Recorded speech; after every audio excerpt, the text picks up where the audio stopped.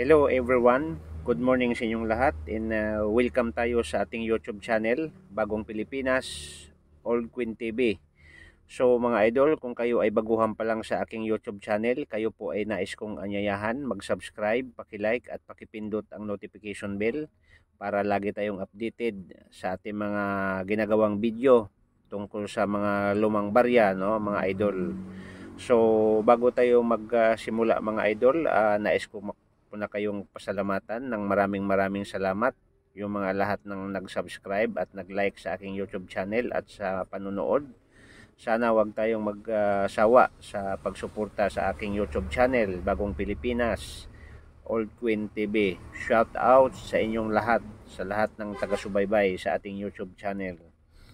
Mga idol, ang ating pag-uusapan ngayon itong 1992 Ukraine 25 Kopiyok 1992 Queens, no, super rare value po ito versus as no mid-mark, no. Yan ang pag-uusapan natin mga idol, kasi kung titingnan mo to mga idol, tong Queens na to ay kasama sa doon sa gold coins ng Ukraine, no.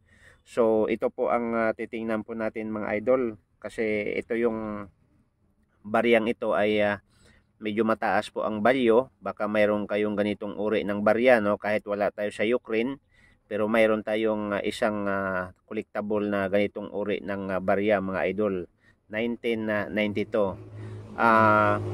Ngayon mga idol, bago tayo mapunta sa price sa online nito at sa bintahan, lalo na sa mga auction o sa binta, medyo may pagkataas ang presyo nito mga idol, no.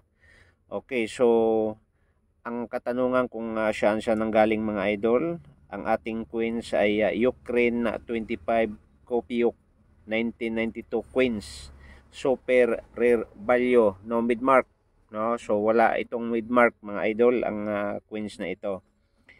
And issue galing sa Ukraine, period Republic of 1991, year 2001 hanggang 2016 na ginagamit po itong barya na ito doon sa bansa nila, no. And composition po niya ay aluminum bronze.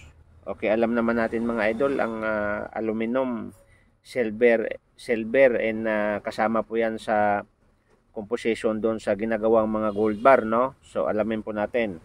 And ito mga idol ay kanyang weight 2.9 grams. Ang kanyang diameter is to 0.8 mm at ang kanyang thickness 1.35 mm at ang kanyang mintage is nasa 80 million mga idol. Pero mayroong mga mintage nito mga idol na binago, no, ang mintage nitong Queens na to, no, dahil ni-reverse nila.